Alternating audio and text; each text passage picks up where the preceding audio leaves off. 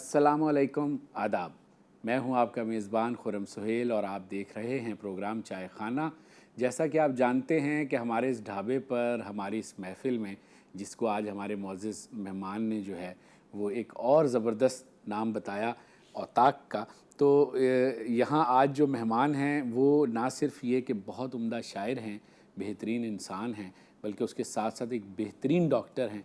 और डॉक्टर की जगह अगर मैं मसीहा का लफ्ज़ इस्तेमाल करूं अदबी तनाजुर को जहन में रखते हुए, जो कि उनके यहाँ बहुत ज़रख़ेज़ है, तो मैं समझता हूं कि बहुत ही आज गुफ्तगू में मज़ा भी आने वाला है और मुझे सीखने को बहुत कुछ मिलेगा। उसकी एक वजह ये है कि जो काम मैं यहाँ GTV पर अब कर रहा हूँ वो कई दिहाइयाँ पहले PTV पर कैफ़े अदब के नाम से कर चुके वो एक मकबूल प्रोग्राम के मेज़बान रहे। और सिर्फ़ यही नहीं, इसके अलावा बहुत सारे प्रोग्रामों के मेज़बान भी रहे और बहुत अच्छे मुंतज़िम हैं मुशायरों के भी, और उसके साथ साथ उनके और बहुत सारे हवाले हैं। तो बग़ैर किसी ताख़ीर के आज के इस मुअज़्ज़ज़ मेहमान से मैं आपको मिलवाऊँगा। आज हमारी महफ़िल में मौजूद हैं डॉक्टर इकबाल पीरज़ादा। अस्सलाम वालेकुम सर। वालेकुम सलाम, बहुत शुक्रिया सर, कैसे हैं आप? आपकी दुआएं। मैं ये आप वाला काम मैं कर रहा हूँ तो इस पर कोई आपको एतराज़ तो नहीं है? नहीं सर, ये तो एक तसलसल है और कुदरत जो है वो एक से एक ज़रख़ीज़ सहन पैदा करती है। क्या बात तो हम तो खुश होते हैं कि हमने किसी को कोई तसलसल जारी रखा था वाह। और अल्लाह का शुक्र है अब एक नया तसलसल क्या जारी बात है, ये हमारी खुशनसीबी है कि हम आपका तसलसल हैं। ये मेरे लिए फ़ख्र की बात है। ज़िंदगी को तो जारी सारी रहना है साहब। सही बात है। बहुत अच्छा लग रहा है आपको देख के, और हमेशा आपके काम को देखा, आपके बारे में सुना, लेकिन इत्तफ़ाक़ है कि बहुत तफ़सीली उस तरह मुलाकात नहीं हुई। तो हमने सोचा कि आज अपने चाय खाना की आपको चाय पिलाई जाए। तो कैसी चाय पीते हैं आप, मीठा, पत्ती वग़ैरह? साहब हम तो गुबार ख़ातिर अगर आपने पढ़ी हो तो जी। उनकी उस वाले, हम तो वो लोग हैं जो चाय पी किसी मैखार से ज़्यादा लुत्फ़ चाय में आता है। वाह वाह वाह। और चाय जो है वो लबसोज़ हो, आहा, लबदोज़ हो, क्या बात है। बस काफ़ी है। तो बस भाई वो जो बराबर पत्ती और चीनी वाला हाँ, नुस्खा है ना, वो डॉक्टर साहब को मुझे लगता है वो पसंद और आएगा। एक बात मुझे बड़ी अच्छी लगी, जब मैं यहाँ आ रहा था तो मैं बड़ा एक्साइटेड, मैं ख़ुद भी अंदर से मुझे बड़ी तहरीक मौजूद थी और मैं सोच रहा था कि अब क्या कमाल का नाम रखा हुआ है, चाय खाना। जी आप गौर फरमाइए कि अदीबों की ज़िंदगियाँ जी, चाय खानों से पेवस्त होती हैं। ऐसा ही है। और बहुत सारे अदीब तो फ़ारिग़ तहसीली चाय खानों के हैं, सही बात है। यानी उन महफिल में बैठे हैं जी, और वहाँ से सीख के उठे। सही बात है। वो यूनिवर्सिटियों में नहीं गए जी बड़ी जो, लेकिन आप देखिए चाय खानों की एक दुनिया है जी, जहाँ न जाने कैसा कैसा दानिश्वर बिल्कुल। पूरी तारीख़ में बैठ के उसने बातें की हैं। तो मैं इसकी दाद देता हूँ कि आपने बहुत कमाल का नाम रखा। बहुत बहुत शुक्रिया। और हमारा भी मकसद यही था, चाय खाने का यही तसव्वुर हमारे जहन में था कि कुछ इसी तरह की कोई चीज़ होनी चाहिए कि जहाँ हमारे शायर अदीब या फ़नून लतीफ़ा के लोग आएँ तो वो एक पहले से एक उनसियत हो। तो डॉक्टर साहब, मैं आपसे पूछना चाहता हूँ कि शायर अदीब और लिखने वाले या तख्लीकार भी तो आम इंसान होते हैं, लेकिन अगर हम उनकी ज़िंदगियों में झांकें, जिस तरह अभी हम बात भी कर रहे थे कि ज़ाती तौर पर इनकी शख्सियत कोई बहुत कामयाब नहीं होती ज़ाती ज़िंदगी में। और जैसे जैसे दौर आगे बढ़ रहा है मुझे लगता है कि अब लिखने पढ़ने वाले लोग बड़े चालाक और समझदार हो गए, लेकिन एक ज़माना ऐसा गुज़रा है, और ख़ास तौर पे जिन लोगों से आपने मुकालमा किया और आप मिले, वो लोग बहुत ही जज्बाती और तख्लीकी लोग होते थे।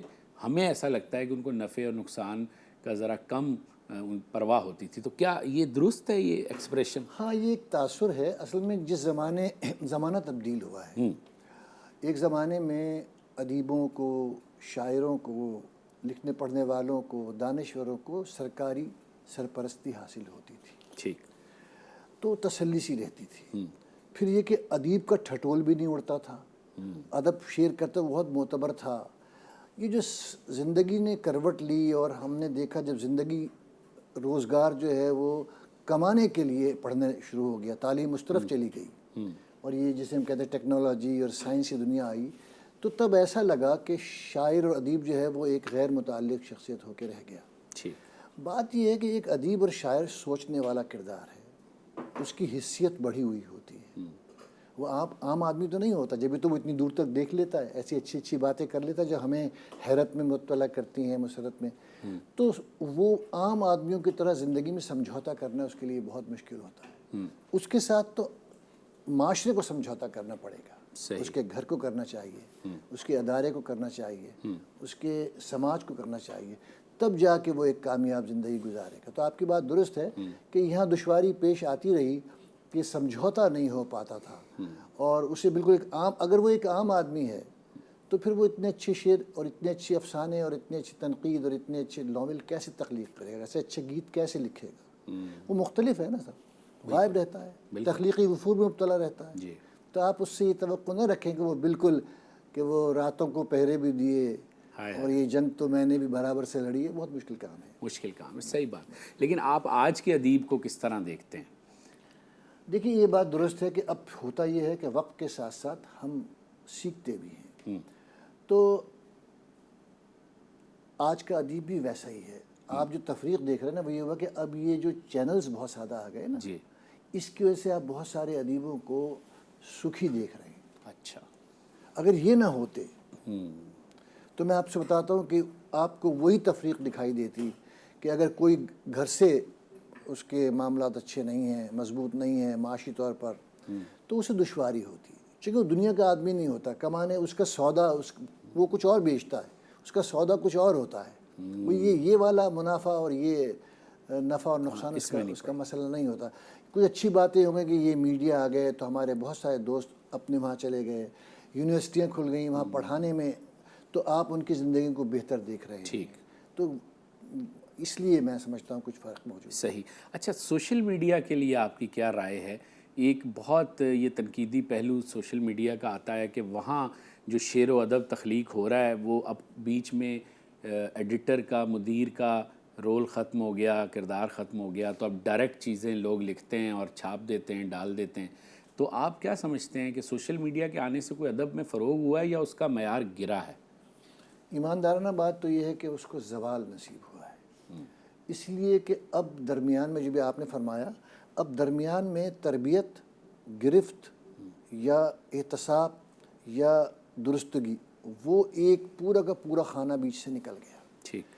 اب میں نے شعر کہا، افسانہ لکھا، کوئی بات لکھی، کوئی اچھی سی جملہ لکھا، اور من تورا حاجی بگویم تو مرا حاجی بگو، میرے سب دوستوں نے اسے، اب میں نے دیکھا مجھے 50 آدمیوں نے میری تعریف کر دی، ایک آدمی نے کہا کہ صاحب ذرا غور کر لیجئے، تو میں اس کا شکار ہو جاتا ہوں، اس تعریف کا، اور پھر میں سمجھتا ہوں کہ 50 آدمی تو تعریف کر رہے ہیں نا، تو واقعہ یہی ہے کہ اس میڈیا نے پھر ایک اور زبان کو بہت نقصان پہنچا ہے، تلفظات برباد ہو گئے، یہ رومن طریقہ لکھنے کا آ گیا، ٹھیک ہے صاحب، یہ ہو گیا۔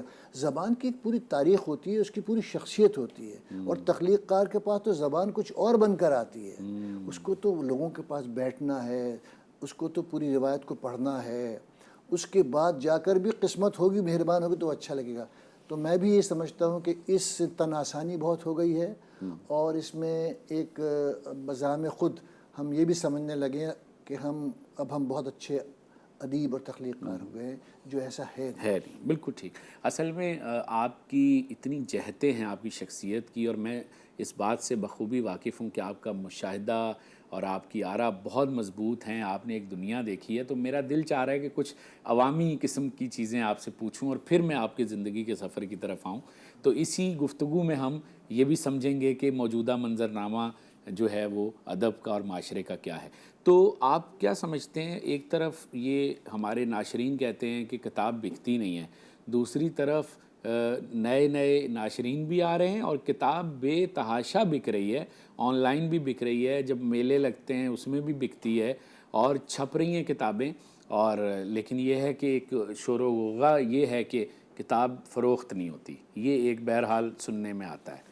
دیکھیے حقیقت تو یہ ہے کہ اب اچھا میں بات کر رہا ہوں آپ سے پاکستانی معاشرے، جی، پاکستانی معاشرے، بالکل۔ دنیا بھر میں کتاب مقبول ہے، میں اپنے ہاں، میں ابھی نسیم درانی صاحب کے پاس بہت جاتا ہوں، بیٹھتا ہوں، اٹھتا ہوں، وہ کہتے ہیں کہ اب میں 2000 2500 تک رسالہ چھاپتا تھا اور میرے پاس آرڈرز تیار رہتے تھے، اب میں خود فون کرتا ہوں اور وہ شہر سے ایک آدمی مجھے کہتا ہے اب مت بھیجیے گا، میرے پاس اب اس کو بیچنے کے لیے گنجائش کی ضرورت نہیں ہے۔ آپ نے فرمایا کتابیں، تو دیکھیے کتابوں کے کچھ اور پہلو ہیں، ایک تو یہ کہ پبلشرز نے ایک اور فضا بنا لی ہے، پڑھنے والے بہرحال ہیں، لیکن اب انہوں نے ایک ٹیکنیک، پڑھنے والے کم بھی ہو گئے تو کتاب جو 200 300 400 بک رہی ہے وہ کس طرح تقسیم ہوتی ہے کہ سب نے ایک ایکا کر لیا اور اس نے کہا 10 کتابیں میں تمہیں بھیجوں گا، 10 تمہیں بھیج دینا، اور یوں کر کے انہوں نے ایک ٹیکنیک نکالی، ایک راستہ تلاش کیا اور کتاب کو، تو ہم یہ سمجھتے ہیں میری 200 کتابیں تقسیم ہو، بارٹر سسٹم، ایک بات یہ۔ دوسری بات یہ کہ اب ایک اور بھی چیز ہے کہ میں اگر خود صاحب حال ہوں، پیسے والا ہوں، یا مجھے کوئی ایسا دوست مل جاتا ہے، کوئی ادارہ، میں اس سے درخواست کرتا ہوں تو کتاب چھپوا دو، اس نے 500 کتاب چھپوا دیں، میں نے 10 آدمیوں کو تقسیم کی، بعد میں ردی میں، آپ ردی والے کے پاس بھی تو جا کر دیکھیں کتنی کتابیں پڑھی ہوئی ہیں، وہاں سے آپ کو اندازہ ہے کہ وہ ساری کتابیں کہاں جا کے بک رہی ہیں، کیا ان کو پڑھنے والا موجود ہے یا نہیں ہے۔ تو یہ ایک مصنوعی فضا موجود ہے، لیکن حقیقتاً واقعتاً کتاب سے رشتہ، کاغذ سے رشتہ بہت کمزور پڑ گیا۔ نہ صرف یہ کہ کتابیں بلکہ ہم اخبارات کو دیکھتے ہیں، رسالوں، میں نے کاغذ کا جرائد استعمال کیا نا، جی کاغذ کا، بالکل، جتنی بھی اس طرح کی چیزیں ہیں، تو یعنی یہ ایک مصنوعی منظرنامہ تو موجود ہے کہ جناب بڑی ریل پیل ہو رہی ہے اور کتابیں چھپ رہی ہیں اور بڑا ایک گہما گہمی ہے، ادبی فیسٹیول ہوتے ہیں یا اردو عالمی کانفرنس ہوتی ہے تو ایک جمع غفیر ہوتا ہے، کووڈ سے پہلے کی بات صاحب میں بہت سارے ادیبوں کو جانتا ہوں، میرے دوست ہیں، احباب ہیں، جو کسی امیر آدمی سے اس شرط پہ کہ وہ ان کی تقریب کی صدارت کر لے گا، وہ کروڑ پتی ارب پتی ہے، اس کا کوئی تعلق نہیں ہے زبان سے، وہ صدارت کے لالچ میں، تقریر کے لالچ میں، وہ کہتا ہے کتنے لاکھ 2 لاکھ روپے کی، میں نے چھپوا دی۔ سوال یہ ہے کہ وہ کتاب کتنی پڑھی جا رہی ہے، یہ ہے میرا سوال، اس پر آپ سروے کر لیجئے، وہ نہیں پڑھی جا رہی، اسے تقسیم کرنا مشکل ہو گیا۔ بعض لوگ تو ایسی کتابیں مل رہی ہیں کہ کھولیے تو بھی کاغذ پھٹے ہوئے بھی نہیں ہیں، یعنی لینے والے نے پڑھی اور اپنے لے جا کے جمع کر دی۔ جو کہانی ہم نے میٹرک کے نصاب میں پڑھی تھی، میبل اور میں، پطرس بخاری کی، ایگزیکٹلی، بالکل وہی والی بات ہے۔ بہت ساری کتابیں، میں ایک صاحب سے واقف ہوں جو اس شوق میں بیچارے، انہوں نے گھر پھونک تماشا دیکھ برباد ہو گئے، کہ وہ جاتے ہیں پبلشر کے پاس، ایک پبلشر نے انہیں پھانسا ہوا ہے اور وہ اسے کہتا ہے صاحب آپ علم کی ترویج کے لیے مدد کیجئے، میں ایک کتاب قائد اعظم پہ چھاپ رہا ہوں، اس نے کہا 100 کتابیں کاپیاں میں لے لوں گا، اور پھر انہوں نے 100 کتاب کے اس کو لاکھ روپے دیے اور وہ اب ہر جگہ جا کے تقسیم کر دی۔ قائد اعظم کتاب سہیل صاحب آپ بھی پڑھیے، اقبال صاحب آپ بھی پڑھیے، میں نے وہ اٹھائی ویسی کی ویسی لے کے شکریہ آداب کیا اور ظاہر کیا کہ میں بہت پڑھا لکھا اور شوقین آدمی، گھر جا کے پڑھا، 2 دن کے بعد وہ باہر تقسیم۔ یہ اصل چہرہ سماج کا، جی ہاں، یہ واقعہ یہی ہے، اور اس کی اس وقت پول کھلے گی جب زندگی اور کروٹ لے گی تو یہ آئے گا۔ اس وقت تو ایک آپ نے سنا ہوگا وہ بوم آیا، اس ریل اسٹیٹ میں آتا ہے ایک بوم، ایک جعلی قسم کی قیمتیں بڑھائی جاتی ہیں، ڈالر کی قیمت گھٹائی جاتی ہے، اس قسم کے کھیل ادب کی دنیا میں بھی ہو رہے ہیں۔ بیچنے والا تاجر ہے نا، تاجر پبلشر تاجر ہے، وہ 10 طریقے ہیں اس کے پاس۔ 10 طریقے۔ ڈاکٹر صاحب ایک چھوٹا سا وقفہ لیتے ہیں، آپ کی ہماری چائے بھی تیار ہو جائے گی اور ہمارے ناظرین کی چائے بھی، اور ابھی واپس آتے ہیں ناظرین۔ بات ہو رہی ہے ڈاکٹر اقبال پیرزادہ سے، اور جیسا کہ میں سوچ رہا تھا بالکل ویسی ہی بہت عمدہ گفتگو ہو رہی ہے، ابھی حاضر ہوتے ہیں۔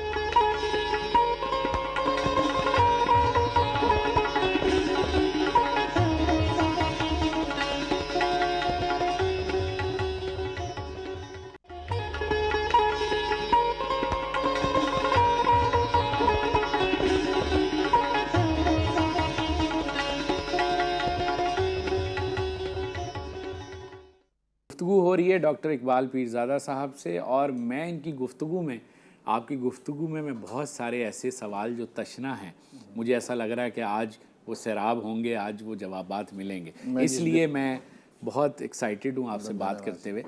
تو جو گفتگو آپ نے فرمائی، اس کی روشنی میں مجھے یہ دکھائی دیتا ہے کہ ہمارا جو سماج ہے وہ بھی، اور ہمارا جو ادیب شاعر ہے وہ بھی، اور حتیٰ کہ ہمارا قاری بھی، ہم سب منافق ہیں۔ نہیں، منافق سے زیادہ ہم لوگ بے حسی اور ایک لا تعلقی کی فضا میں چلے گئے ہیں۔ زندگی کے شدید جبر نے، اس کے لوازمات نے ہمیں اتنا پریشان کر دیا ہے کہ ہماری سوچ مرتب ہی نہیں ہو رہی۔ دیکھیے، غور و فکر کے لیے وقت چاہیے۔ صحیح، بہت شکریہ جناب۔ غور و فکر کے لیے وقت چاہیے۔ جی، مجھے ہر وقت تو روٹی کمانے کی اور ضرورتوں کو پورا کر دینے کا، اب نتیجہ یہ ہے کہ میں زندگی کے ان مسائل میں جو بنیادی مسائل ہیں، میں بقا تو اس کے بعد ہی تو آتی سب چیزیں، اس میں اتنا الجھا دیا گیا ہوں یا الجھ گیا ہوں کہ اب میرے پاس غور و فکر کا، احساس کو مرتب کرنے کا، کوئی مشورہ دینے کا، کوئی اچھی بات پیدا کرنے کا بھی وقت نہیں رہا۔ اس میں ہم سب شریک ہیں۔ صحیح۔ اور جی، زوال پوری سوسائٹی میں ہر طبقے میں آیا ہوا ہے۔ جی ٹھیک، اور جن کے پاس وسائل ہیں ان کے پاس وہ تخلیقی جوہر اس طرح سے نہیں ہے۔ ہم دیکھتے ہیں بہت سارے پیسے والے لوگ زور لگا کے اپنی ناموری چمکانے کی کوشش کر رہے ہوتے ہیں، ایسے بھی کچھ کیسز ہمیں دکھائی شہر میں ایسے کئی شاعر ہیں شہرت یافتہ، جی شہر میں جی ایسے کئی شاعر ہیں شہرت یافتہ، واہ کچھ کلام اپنا ہے جن کا، کچھ کلام اپنوں کا ہے۔ واہ، یہ تو میں نے احتیاط سے بات کی ہے، ورنہ سادہ کاغذ پہ بھی کتابیں آتی ہیں۔ ہائے ہائے، ابھی ایسے لوگوں کے پھول دیدہ زیب نہیں ہوتے، ان میں خوشبو نہیں آتی، وہ تھوڑی دیر کے لیے معتبر بن جاتے ہیں۔ میں 4 کتابوں کا ہوں، لیکن آپ دیکھیے نہ تو وہ اس کی خوشبو کہیں جاتی ہے، وہ میں نے عرض کیا نا، وہ ایک مصنوعی فضا ہے۔ میں ایک پیسہ تو بہت ہے، اب میں معتبر کیسے بنوں، کیسے؟ وہ میں نے کہا صاحب میں آسان طریقہ ہو گیا، میں ایک شاعر ہوں، میں افسانہ نگار ہوں، یا کچھ ہوں، کچھ بھی میں نے لکھ دیا تو وہ لکھوایا ہوا ہے یا خود لکھا ہے یا بے ہنگم ہے، کیا ہے، وغیرہ وغیرہ۔ ایک بات۔ دوسری بات سر یہ ہے کہ وہ جو پیسے والا اگر جینون بھی ہے نا، وہ بھی بددل ہوا ہے۔ کیوں؟ اس کو پڑھنے، دیکھیے ایک سب طرف سے تحریک ملتی، کس کے لیے لکھے وہ؟ اسے معلوم ہے میں نے 500 کتابیں چھپواؤں گا، میں ڈھونڈتا رہوں گا کس کو جا کر دوں، اور جس کو دوں گا اس پہ بھی شبہ رہے گا کہ پتہ نہیں پڑھے گا بھی، اسے کہوں گا پڑھ لیجئے گا میری کتاب۔ اور پھر مجھے، آپ یقین جانیے، میں نے اپنی دونوں کتابیں اپنے جتنے احباب کو دیں، ان میں سے 50% زیادہ رسید بھی نہیں تھی، اور میں نے خود اگر فون کر کے پوچھا تو کہنے لگے صاحب پڑھیں گے انشاءاللہ، جب پڑھیں گے۔ آپ اندازہ کیجئے، جبکہ میں نے، ایک لکھنے والا کتنی محنت سے خون جلا کے لکھتا ہے، اس کے ادیب دوست بھی نہیں پڑھ رہے، تو اس سے آپ اندازہ کر لیجئے کہ پڑھن کی فضا ہی نہیں۔ آپ مشاعروں سے نہ قائم کریں کہ فضا کے بارے میں رائے قائم نہ کریں۔ مشاعرہ ایک آرٹ ہے، ایک پرفارمنگ آرٹ، ایک، بلکہ مشاعرہ تو اب ٹھٹول کا باعث بن گیا ہے، ایک مزے کا۔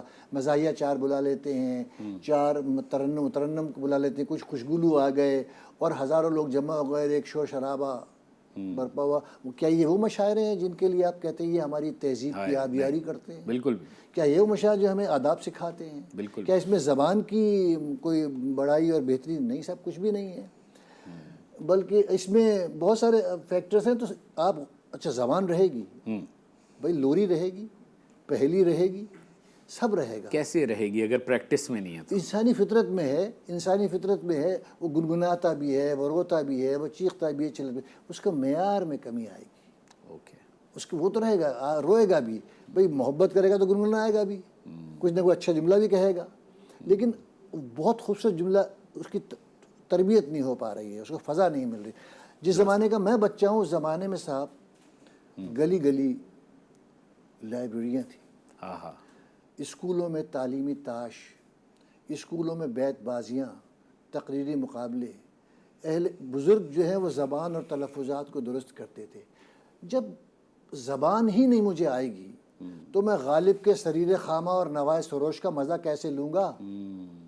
آتے ہیں غیب سے یہ مضامین خیال میں، غالب سریر خامہ نوائے سروش، بڑا اچھا شعر ہے، مجھے نہ سریر خامہ کے معنی پتہ ہے نہ نوائے سروش کے، میں اسے سن کے نکل جاؤں گا۔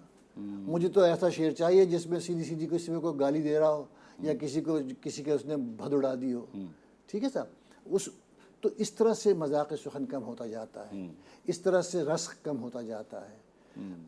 ایک اور پہلو کی طرف میں اشارہ کروں گا، اس مجھے موقع ملا، ایک اور بہت بڑی وجہ جو ہے وہ زوال کی، وہ ہے کہ بنیادی تعلیمی ایک شدید زوال ہے۔ جن ملکوں میں نہیں ہے ان کے کتاب بھی مقبول ہے، ادب بھی مقبول ہے، ان کی پذیرائی بھی ہے۔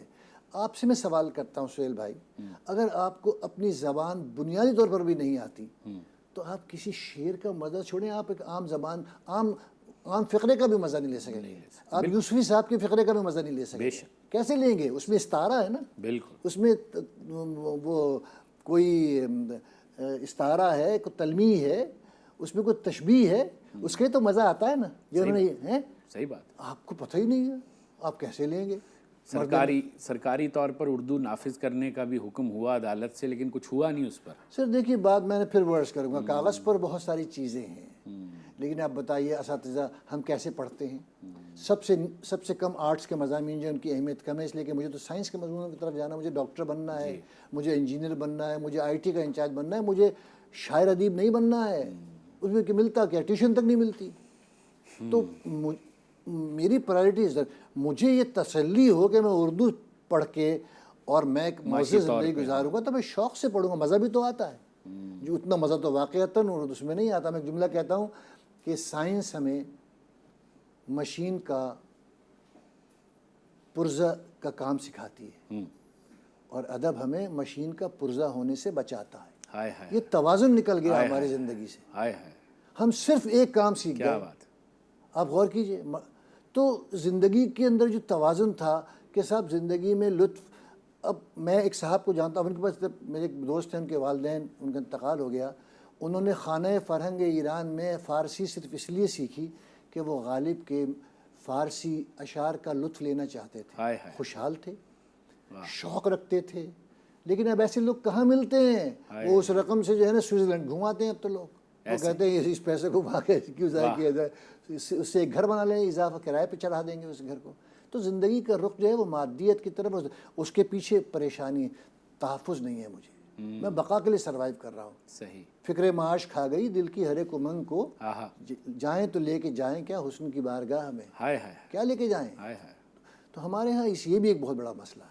ڈاکٹر صاحب یہ وہ باتیں ہیں جو میں سمجھتا ہوں کہ میرے تو کان ترس گئے تھے کہ کوئی آئے اور اتنی صاف گوئی سے، اتنی سیدھی طرح، بالکل بغیر میں کوئی تلمی استعارہ نہیں۔ اس میں وضاحت کروں، میں کسی پہ یعنی میں کوئی ذاتی وہ نہیں ہے، یہ ایشو پہ بات کر رہا ہوں، ٹھیک ہے؟ یہ میرا بھی، یہ دکھ میرا اجتماعی دکھ ہے، یہ ہم سب کا دکھ ہے، ٹھیک ہے نا؟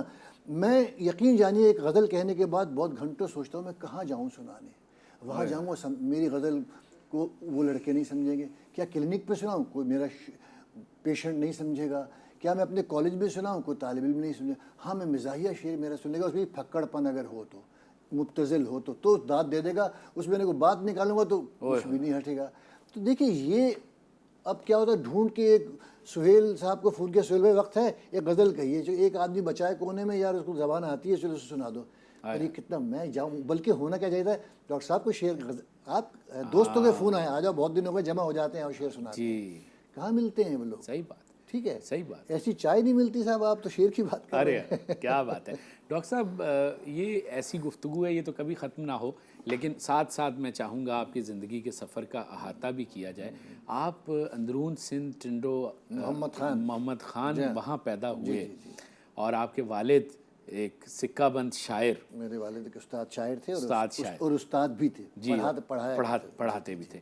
تو مجھے تو ایسا لگتا ہے قدرت نے آپ کے لیے سارا سامان جو ہے وہ زیادہ راہ رکھا کہ جو آج آپ کی ہم شخصیت دیکھتے ہیں، کہ گھر سے وہ جو شروع ہوئی تربیت، بڑا خوش قسمت ہے، پھر آپ کے اساتذہ، پھر آپ کی صحبتیں، رفاقتیں، مجھے دوست اچھے ملے، مجھے احباب اچھے ملے۔ واہ، میں اس بہت خوش قسمت ہوں کہ میں اللہ کا ظاہری طور پر بھی اور دل ہی دل میں ہمیشہ شکر ادا کرتا ہوں کہ مجھے قدرت نے اچھا زمانہ، واہ، ایک دکھ بھی میرے ساتھ موجود ہے، کاش میں نے وہ اچھا زمانہ نہ دیکھا ہوتا تو مجھے اس کمزور زمانے کا یہ دکھ بھی ساتھ ساتھ ہے۔ یہ تو میرا سوال ہے جو میں نے آپ سے ابھی پوچھنا بھی تھا کہ آپ موجود ہے مجھے، جو چونکہ میں نے ایک بہت رسیلا زمانہ دیکھا ہے، ایک شائستہ زمانہ دیکھا ہے، تو بہت تکلیف ہوتی ہے، لیکن یہ ایک لطف بھی ہے کہ میں جب یاد کرتا ہوں کہ میں نے کیسے کیسے بڑے لوگوں کی جوتیاں سیدھی کی ہیں، میں ان کے آرزوؤں کا پیروکار ہوں، میں نے انہیں ہاتھ لگایا ہے کہ وہ لگائیں ہاتھ تو خوشبو نہ ہاتھ کی جائے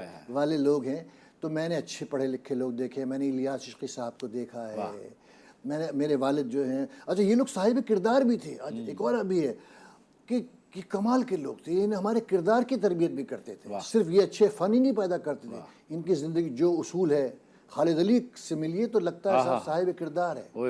ایسے لوگوں سے جب آپ اٹھتے بیٹھتے ہیں تو آپ کو زندگی پر یقین اور اچھی زندگی پر یقین آتا ہے، پھر آپ کے نزدیک مادیت کمزور پڑ جاتی ہے، آپ کہتے ہیں زندگی میں لطف، اس میں مزہ آتا ہے۔ کیا بات ہے۔ تو مجھے گھر سے ماحول ملا، مجھے کیڈٹ کالج پٹارو میں مختار کریمی جیسے، حسن سجاد جیسے اساتذہ ملے، مجھے الیاس عشقی صاحب جیسے، محمود صدیقی جیسے، مجھے جو احباب ملے، جمال احسانی جیسے، سرورت حسین جیسے، مرحوم کہتے ہوئے دکھ ہوتا ہے، مجھے سلامت رکھے اللہ، میاں سلیم کوثر جیسے، عتیق جیلانی میرے دوست ہیں، رفیق نقش چلے گئے، ہم سب داد دیتے ہیں کیسا پڑھا لکھا آدمی تھا۔ صحیح بات۔ کراچی میں 1990 میں حاضر ہوا، یہاں کیسے کیسے یہ اپنے سہار انصاری صاحب کے ساتھ اٹھنا بیٹھنا، اقبال حیدر کے ساتھ اٹھنا کے ساتھ بیٹھنا۔ بلکہ ڈاکٹر صاحب میں یہاں کراچی پہ روکنا چاہوں گا آپ کو، اور میں چاہوں گا ہم چائے پی لیتے ہیں، ایک وقفہ لے لیتے ہیں، اور پھر میں جاننا چاہوں گا کہ کراچی میں آنے کے بعد، اور آپ پی ایچ ڈی ڈاکٹر بھی نہیں ہیں بلکہ آپ اسپیشلسٹ والے ڈاکٹر ہیں، اصلی والے ڈاکٹر ہیں تو یہ ڈاکٹری کا سفر بھی،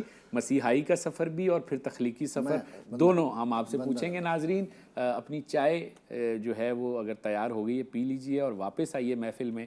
ڈاکٹر اقبال پیرزادہ سے آج جو مکالمہ ہو رہا ہے اس کو میرے بھی کان ترسے ہوئے تھے، اور یقیناً آپ کے بھی کان ترسے ہوئے ہوں گے۔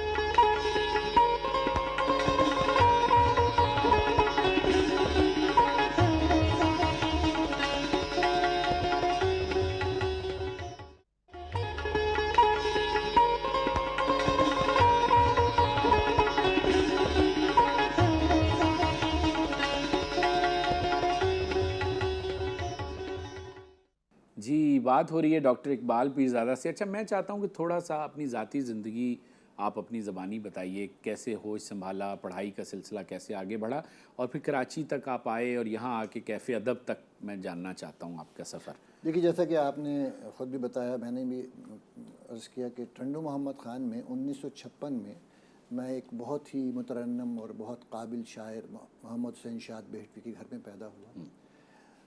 8ویں جماعت تک میں نے وہیں پڑھا، پھر میرے والد نے مجھے کیڈٹ کالج پٹارو بھجوا دیا۔ ٹھیک۔ یہ اس زمانے کا بہت ہی معیاری، بہت اعلیٰ، یہاں سن یاد ہے آپ کو؟ سن یاد ہے؟ میں 1969 میں ایڈمیشن ہوتا، 70 کی انٹری کہلاتی ہے میری، 70 میرا سال داخلہ ہے۔ ٹھیک۔ تو اس زمانے میں وہاں جو اساتذہ تھے سب علی گڑھ کے پڑھے ہوئے، اور پاکستان کے بھی ایک بہت ہی اعلیٰ اردو کے، انگریزی کے، سب زبانوں کے، اور ہر کمیٹڈ استاد ہوا کرتے تھے، بہت زیادہ اپنے شاگردوں سے سچے۔ انہوں نے تربیت شروع کی، اردو کی بھی کی، انگریزی کی بھی کی، سائنس کی بھی کی، جس کا مجھے بڑا آسانی ہوئی جب میں پھر اس کے بعد میں نے وہاں سے 12ویں جماعت پاس کی۔ اور آپ کے ساتھ بڑے بڑے نامور لوگ پڑھے ہوئے ہیں، کچھ آپ کے سینئر جونیئر تھے، اگر ان کے نام جی ہاں، بتانا چاہیں۔ بہت لوگ اس زمانے میں، بات یہ کہ سب ایلیٹ کلاس وہ پڑھتی تھی، جیسے مجھے یاد ہے کہ ہمارے جو، اب میں کیا عرض کروں کہ زرداری صاحب، آصف علی زرداری، آصف بلوچ انہیں کہتے تھے، یہ ذوالفقار مرزا، انہیں ہم، یہ ذوالفقار صاحب وہاں پڑھتے تھے، ارباب رحیم صاحب یہ بھی وہیں پڑھا کرتے تھے، یہ اس کے علاوہ قائم علی شاہ کے صاحبزادے وہاں پڑھا کرتے تھے۔ پھر چیف سیکرٹری پچھلے دنوں میرے ہم جماعت، یہ بھی پچھلے دنوں وہ ہوئے ہیں، صدیق میمن، جو ایجوکیشن کے سیکرٹری بھی رہے یہ۔ اور میں کیا عرض کروں، ایک سے ایک نابغیر، اصل میں کیڈٹ کالج سے زیادہ تر لوگ فورسز میں جاتے ہیں، ٹھیک، عام زندگی کی طرف کم آتے ہیں، تو ہمارے کوئی ڈاکٹر جرنلز بھی بنے، کچھ بڑے بڑے ڈاکٹرز بھی بنے، وغیرہ وغیرہ وغیرہ۔ ٹھیک۔ لیکن دیکھیے وہاں کا ایک فضا، اساتذہ بہت کمال کے تھے اور بہت کمیٹڈ، اپنے شاگردوں کو اپنی ذمہ داری سمجھا کرتے تھے، تو انہوں نے تربیت کی۔ ٹھیک۔ پھر میرے ڈومیسائل کی وجہ سے مجھے لیاقت میڈیکل کالج میں داخلہ مل گیا، میں وہاں بھی ہاسٹل میں رہا۔ اچھا ہاسٹل میں مجھے ایک آسانی رہی کہ ایک آئلی زندگی کے دباؤ نہیں رہا میرے، اچھا، تو دن بھر پڑھا ٹھیک، اور شام کو ریڈیو پاکستان چلے گئے، واہ، ادیب دوستوں میں چلے گئے، یہ اب فکر نہیں ہے کہ گھر جا کے امی پوچھیں گی، ابا پوچھیں گے کہاں جا رہے، وہ ایک ایڈوانٹیج ہی مل گیا، وہاں اچھے لوگ مل گئے۔ اس زمانے میں مشاعرے، شعری نشستیں، یہ ذیشان ساحل جو بہت اچھے نثر کے ہیں، ان کے والد لائبریرین تھے، ہم ان میں جا کر ہماری تقریبات ہوتی تھیں بیٹھ کے، وہیں ہمیں سلیم کوثر ہم سے آ کے ملتے تھے، ہم سے ذرا بڑے، وہیں ثروت، وہیں جمال، ہم سے دوستی ہو گئی، صابر وسیم، احمد ضیاء، احسن سلیم مروم، ان کے ساتھ اٹھ رہے بیٹھ رہے ہیں، یہ الیاس عشقی ہمارے بڑے، محمود صدیقی ہمارے بڑے، بینی سلیمی ہمارے بڑے بڑے کمال کے لوگ، ان کے ساتھ بیٹھ رہے ہیں، وہاں گفتگو، اچھا، جہاں بیٹھو وہاں ادب، زبان، تہذیب۔ لیکن بعد میں آپ نے جو ہے وہ ڈاکٹریٹ جو ہے وہ بجائے وہ اردو ادب والی اس کی طرف جانے کے، آپ حقیقی جو ڈاکٹریٹ ہے اس طرف آ گئے، آپ نے پروفیشن چنا ڈاکٹر سب کا۔ اس کی وجہ یہ ہے کہ میں بہت آسانی سے پاکستان آرمی میں جا سکتا تھا، کیڈٹ کالج سے پتہ نہیں کہاں سے کہاں پہنچتا، اور میرے والدین کی یہ خواہش تھی کہ ہمارا بیٹا، اور انہوں نے بہت چھوٹی سی عمر میں میرے ذہن میں یہ بات ڈالی تھی کہ ہم تمہیں ڈاکٹر بنانا چاہتے ہیں۔ ٹھیک۔ تو میں نے مجھ پر یہ احساس موجود تھا کہ میرے والدین، میں ان کی بہت عزت کرتا ہوں، سب کرتے ہیں، اور مجھے احساس تھا کہ ان کی بڑی خواہش ہے، تو میں نے شعوری طور پر اس پیشے کو اپنایا. اور اس کا میں ایک لطف بتاؤں آپ کو کہ یہ بڑا کمال کا پیشہ ہے. یہ واحد پیشہ ہے جس میں علاج کرنے کے بعد داد بھی ملتی ہے اور میں پیسے کی ملتی ہے. یعنی میں روزانہ اپنے مطب میں اگر کوئی ٹھیک ہوتا ہے تو وہ شکریہ ادا کرتا ہے، تعریف کرتا ہے، داد دیتا ہے، اور پھر کوئی رقم بھی دے کے جاتا ہے. تو جبکہ تو میں تو بڑا خوش ہوں. پھر ایک انٹریکشن ہے. بنیادی طور پہ ایک شاعر کیا ہے، انسانوں کے جو اجتماعی اخلاقی دکھ ہیں، جو مسائل ہیں دنیا کی، انہی پہ غور کرتا ہے اور کوشش کرتا ہے دور ہو جائے. یہ دیواریں کھڑی ہو گئی ہیں، یہ جو فاصلے آ گئے ہیں، یہ تعصبات ہیں، یہ جو تفریق ہے، اس کے خلاف ہی بولتا ہے نا. بالکل. تو میں اپنے کلینک میں بھی مجھے بڑی سہولت ہے. ایک آدمی کے سر میں بہت درد ہو رہا ہے، پریشان ہے، اس کے بچے کے نفسیاتی مسائل ہیں، میں اس میں شریک ہوتا ہوں. تو گویا مجھے مجموعی طور پہ کہ مجھے وہی ایک لطف آتا ہے کہ میں انسانوں کے ساتھ وابستہ ہوں اور مثبت کام میں وابستہ ہوں. عملی طور. تو یہ اس میں کوئی تفاوت نہیں ہے، کوئی لڑائی نہیں ہے. سائنس ہمارے وسائل کو تقویت دیتی ہے. بالکل دیتی ہے. ہمیں ایسے خواب بخشتی ہے، دیتی ہے جس کو ہم غور کریں. پھر ادب اس خوابوں کو تکمیل کے لیے ہمیں آگے بڑھاتا ہے. اور اس میں جمالیات ڈالتا ہے، تحیر ڈالتا ہے، اور غورت اور ذہانت بھی ڈالتا ہے. واہ واہ، کیا بات ہے. تو ڈاکٹر صاحب پھر آپ نے اسپیشلٹی آپ کے فیلڈ میں کیا رہی، کیسے آپ نے کام کیا، مختلف آپ اداروں سے جڑے رہے، وہ تھوڑا سا جاننا. یہ بھی سب ایک سہولت ہے کہ میں ایک بڑی شاعرانہ بیماری ہے تپ دق. ہمارے جان صاحب نے تو اس کا بڑا کیا ہے. اور اکثر فلموں میں جو جتنے بھی ناکام عاشق ہوا کرتے تھے وہ خون اگلتے ہوئے مر جایا کرتے تھے. کافکا کو بھی یہی بیماری ہے. تو اتفاق سے مجھے اس میں بھی اتفاق یہی ہے کہ میرا جب تبادلہ ہو گیا سرکاری ملازمت میں اوجھا انسٹیٹیوٹ میں، تو پھر میں نے اسے یوں اپنایا. مجھے ایسا لگا کہ میں یہاں اس بیماری کے بہت سارے نفسیاتی اور سماجی، یہ ایک بیماری نہیں ہے، ایک عجیب دنیا ہے. ایک آدمی کو بیماری ہوتی ہے، اس کا پورا گھر بیٹھ جاتا ہے. وہ کمانے والا ہوتا ہے، اس کی بیوی کو بیماری ہوتی ہے، اس کا پورا گھر بیٹھ جاتا ہے. تو میں نے یہاں زندگی اس بیماری کے اندر ایک پہلو دیکھا، ایک سماجیات کا، نفسیات کا، اخلاقیات کا بھی دیکھا. ہم ان کا علاج ہی نہیں کر رہے، ان کو مورال بھی، ان کے حوصلہ افزائی بھی کر رہے ہیں. ان کے ساتھ وقت بھی 6 مہینے داخل ہے مریض، آپ سے اس کی دوستی ہوگا، ان کا حصہ بن گئے. اس کے غم بھی سن رہے ہیں، اس کے دکھ بھی سن رہے ہیں، اس کے مسائل بھی سن رہے ہیں. تو سب اس طرف میں اس طرف آمادہ ہوا. اور پھر میں نے اس میں پوسٹ گریجویشن کیا، اور پھر سرکاری ملازمت میں جہاں تک میں جا سکتا تھا. آپ نے سی ایس ایس بھی تو کیا نا؟ نہیں، سی ایس ایس میں نے کبھی نہیں، سی ایس ایس میں نے نہیں کیا. نہیں، میں نے پوسٹ گریجویشن کیا چیسٹ ڈیزیزز میں. ٹھیک ہے. اور پبلک سروس کمیشن پاس کر کے سرکاری ملازمت لی. اچھا. تو وہ سی ایس ایس نہیں بلکہ وہ ایک پبلک سروس کمیشن کا امتحان ہوتا ہے، وہ میں نے پاس کیا.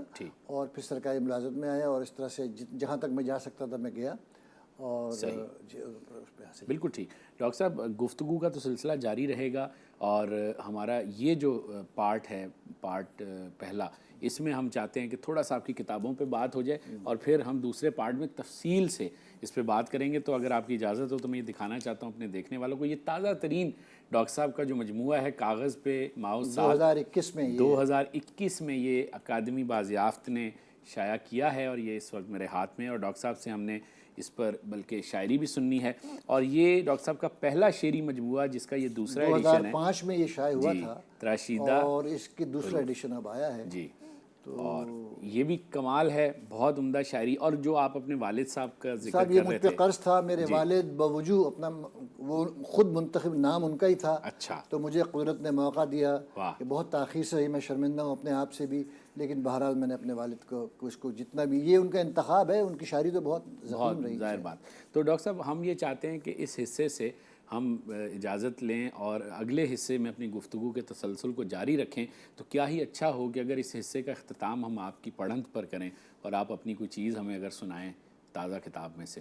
میں پیش کرتا ہوں صاحب. کلام میرا ہے اس لیے مجھے یاد بھی ہے. جی. بکھرتے ٹوٹتے سامان پر بنی ہوئی ہے. آہا.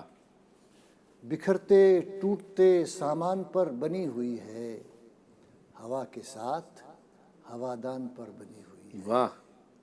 ہوا کے ساتھ ہوادان پر بنی ہوئی ہے، ملا رہا ہوں تیری شکل سے نہ جانے کیوں، واہ، ملا رہا ہوں تیری شکل سے نہ جانے کیوں، وہ ایک شبیہ جو گلدان پر بنی ہوئی ہے، واہ، وہ ایک شبیہ جو گلدان پر بنی ہوئی ہے، تیرا تو ذائقہ تبدیل ہو گیا لیکن، ہائے ہائے، تیرا تو ذائقہ تبدیل ہو گیا لیکن، نمک حرام نمک دان پر بنی ہوئی ہے، واہ واہ واہ، آداب، نمک حرام نمک دان پر بنی ہوئی ہے، تیرا تو ذائقہ تبدیل بنی ہوئی ہے، تراشنے کے عمل سے گزارنے والوں، واہ، تراشنے کے عمل سے گزارنے والوں، عتیق و گوہر و مرجان پر بنی ہوئی ہے، واہ واہ واہ واہ، عتیق و گوہر و مرجان پر بنی ہوئی، اور ملا رہا ہوں، کیا کرتا ہوں کہ میں کس کی جان سے